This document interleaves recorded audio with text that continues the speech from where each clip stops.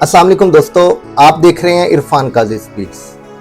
आज के व्लॉग में हम बात करने जा रहे हैं इस्लामाबाद टॉक्स।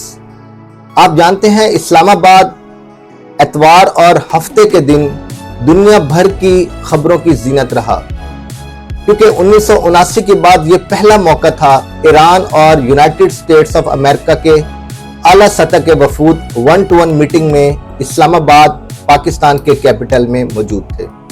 दोस्तों, नतीजा आप जानते हैं, खबरों के थ्रू आप तक पहुंच चुका होगा कि फिलहाल ये मुज़ाकरात डेडलॉक का शिकार हैं।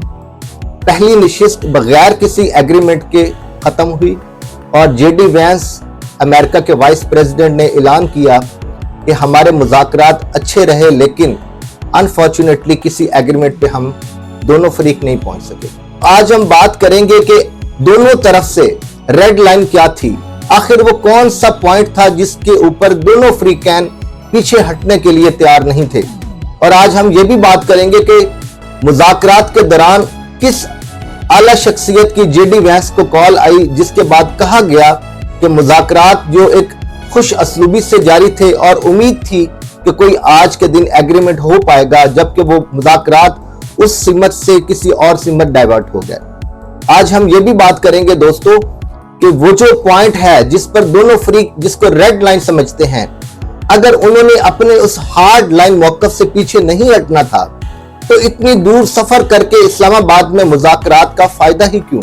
वो अपने पॉइंट्स एक दूसरे को शेयर कर देते और कहते कि ये हमारे हार्ड लाइन है, हम इससे पीछे हटने को तैयार नहीं है। हम बात करेंगे आज कि अगर मुज़ाकरात की टेबल पर आप दोनों फ्रीक आए हैं तो मुज़ाकरात तो हमेशा कुछ लो और कुछ दो की पॉलिसी पर होते हैं, तो दोनों फ्रीकैन को थोड़ी लचक का मुजाहिरा करना चाहिए था। इस टाइम ना सिर्फ मशरिक़ वुस्ता बल्कि पूरी दुनिया का अमन और पूरी दुनिया की जो मैशियत है इस एक मसले के ऊपर अटकी हुई है। आज हम ये भी बात करेंगे कि पाकिस्तान के फील्ड मार्शल सैयद आसिम मुनीर और वजीर आज़म शहबाज शरीफ का इस मुलाकात में और बैकडोर डिप्लोमेसी में क्या किरदार रहा और दुनिया भर के मीडिया ने उनको किन अल्फाज में याद किया। हमारे साथ रहिएगा और हमारे YouTube चैनल इरफान काजी स्पीक्स को सब्सक्राइब कर लें ताकि आपको हमारी हर आने वाली वीडियो टाइम पे मिल सके। तो दोस्तों, हफ्ता और एतवार इस्लामाबाद दुनिया भर की नजरों का महवर रहा। दुनिया भर के सहाफ़ी इस्लामाबाद में पहुंचे हुए थे और उनकी खातिर तवाज़ो अच्छे तरीके से की गई, जिसका उन्होंने बरमला इजहार किया कि हम पाकिस्तान की मेहमान नवाजी से बहुत खुश हुए हैं। तो दोस्तों, ये पहला मौका था 1979 के बाद, इनकलाब ईरान के बाद, कि ईरान और अमेरिका के आला सतह वफूद आमने सामने बैठकर एक मेज पर बैठकर मुज़ाकरात कर रहे थे और उनके दरमियान जो पेचीदा मसाइल हैं उनके ऊपर डिस्कशन जारी थी। एट द एंड कहा गया कि दोनों फ्रीक में से कोई एक भी अपनी रेड लाइन क्रॉस करते हुए मुज़ाकरात की कामयाबी की तरफ बढ़ने के लिए तैयार नहीं है, ताकि अवाम को कोई ऐसा एग्रीमेंट दिया जा सके जिसको पढ़ के उनको हौसला मिले कि अब अमन की तरफ कदम बढ़ाया जा चुका है। लेकिन दोस्तों, वो रेड लाइन क्या थी? अमेरिका चाहता था कि ईरान कंप्लीटली अपने न्यूक्लियर प्रोग्राम से दस्तबरदार हो जाए, जबकि ईरान के नुमाइंदों का मौक़िफ़ था कि हम अपने इस न्यूक्लियर प्रोग्राम को किसी सूरत वापस लेने को तैयार नहीं है। तो दोस्तों, ईरान का मौक़िफ़ तो पहले रहा है कि हम न्यूक्लियर वेपन्स की तरफ नहीं जा रहे, फिर मुज़ाकराती टेबल पर उनका ये मौक़िफ़ हार्ड लाइन में कैसे तब्दील हुआ?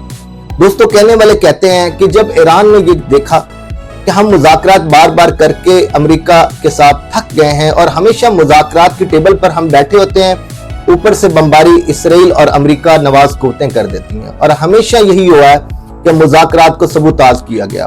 तो जब उनके आला लीडरान को शहीद किया गया, तो जब इस लेवल पर आकर मुज़ाकरात को सबूताज करके उनके आला लीडरान को शहीद करके जंग करके भी वो अपने मुतालबात मनवाने में कामयाब नहीं हुआ, तो फिर वो मुज़ाकरात की टेबल पर इस तरह आसानी के साथ अपने मुतालबात उनकी झोली में कैसे डाल सकते थे? तो दोस्तों, ये मौक़िफ़ वजन रखता है कि हम क्यों अब रेड लाइन इस हद तक क्रॉस करने को तैयार नहीं है कि अमेरिका को वो सब कुछ दे दें जो वो जंग करके हासिल नहीं कर सका। तो दोस्तों, दूसरा मौक़िफ़ क्या था? स्ट्रेट ऑफ हार्मूज, जिसके ऊपर तकरीबन ईरान का कंट्रोल है। अमेरिका चाहता था कि यहाँ तमाम बहरी जहाज आसानी से गुजरें, यहाँ ईरान का कंट्रोल खत्म हो और ये इंटरनेशनल वाटर है, यहाँ کوئی کسی قسم کی ایران کی کوئی ریسٹرکشن اجارہ نہیں ہونی چاہیے. لیکن دوستو ایران کا موقف تھا کہ یہ اسٹریٹ آف ہارموز ہمارے پانیوں سے گزرتا ہے, تاریخی طور پہ اس پہ ہمارا کنٹرول رہا ہے, ہم امریکہ کی یا کسی اور قوت کی اس کے اوپر یلغار یا پھر کنٹرول برداشت نہیں کریں گے. دوستو یہ دو مین پوائنٹس تھے, نیوکلیر ویپنز اور اسٹریٹ آف ہارموز کا کنٹرول, جس کی وجہ سے دونوں فریقین اپنے موقف پہ قائم رہے اور پیچھے ہٹنے کو تیار نہیں تھے. اور اس کے ساتھ ساتھ اگر ہم بات کریں تو کچھ باتیں جو سمجھ میں آئیں ان دونوں فریقین کے کہ جن کے اوپر لچک دکھائی گئی. ایران چاہتا تھا کہ ہمارے جو فروزن ایسٹس ہیں اور جو ہمارے اوپر جو ریسٹرکشنز ہیں عالمی لیول پر تیل اور گیس کو فروخت کرنے کی, وہ ہٹائی جائیں. اس پر تھوڑی لچک امریکی نمائندوں نے دکھائی کہ ہاں ہم اس پر بات کر سکتے ہیں, لیکن سب سے پہلے آپ کو ڈیل کرنی ہوگی کہ آپ نیوکلیر ایسٹس کی طرف نہیں جائیں گے. ایران نے کہا نہیں, ہم اس پر ماننے کو تیار نہیں ہیں, ہم نیوکلیر ایسٹس کی آپ کی ایڈوانس میں جو شرط ہے اس کو ایکسپٹ کرنے کو تیار نہیں ہیں. لہٰذا یہ جو پابندیاں اٹھنے اور ان کے فروزن ایسٹس کو ریلیز کرنا, یہ والا پوائنٹ بھی ایک قسم کا اس بڑی شرط کے نیچے دب کے رہ گیا. تو دوستو وہ کون سی شخصیت تھی جس کی جے ڈی وینس کو مذاکرات کے دوران کال آئی اور وہ مذاکرات جو کہتے ہیں کامیابی کی طرف بڑھ رہے تھے ان کا رخ ہی بدل گیا. تو دوستو کہتے ہیں کہ نیتن یاہو کی کال آئی جے ڈی وینس کو, اور آپ جانتے ہیں کہ نیتن یاہو کا تو ٹریڈیشنلی موقف یہی ہے کہ جنگ ہونی چاہیے, جنگ جاری رہنی چاہیے معصوم لوگوں کا, چاہے وہ غزہ میں بستے ہوں, چاہے وہ مقبوضہ فلسطین میں ہوں یا پھر ایران میں ہوں یا کسی بھی خطے میں ہوں. نیتن یاہو تو خون کا پیاسا ہے اور وہ معصوموں کے خونوں کی ہولی کھیلتا رہتا ہے.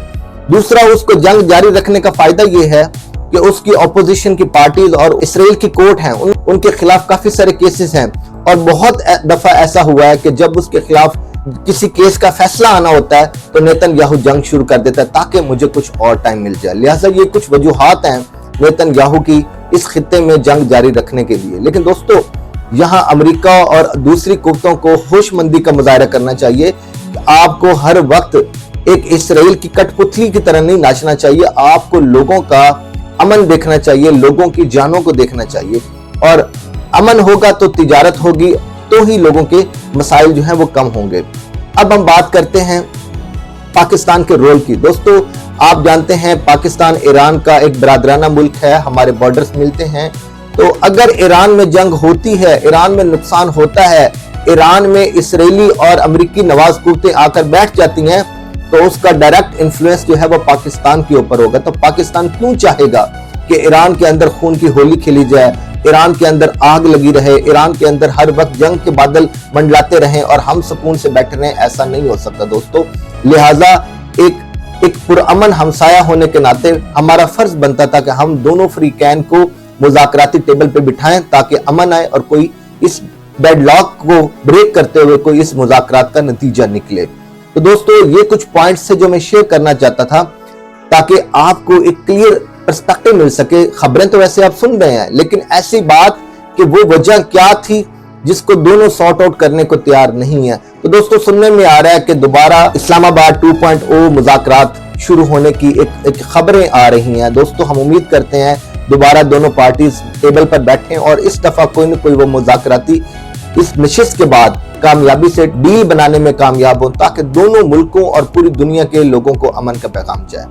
آج کی ویڈیو میں آپ سے اتنا ہی اجازت چاہتے ہیں. نیکسٹ ویڈیو میں آپ سے ملاقات ہوگی, تب تک اپنا خیال رکھیے گا. اللہ حافظ.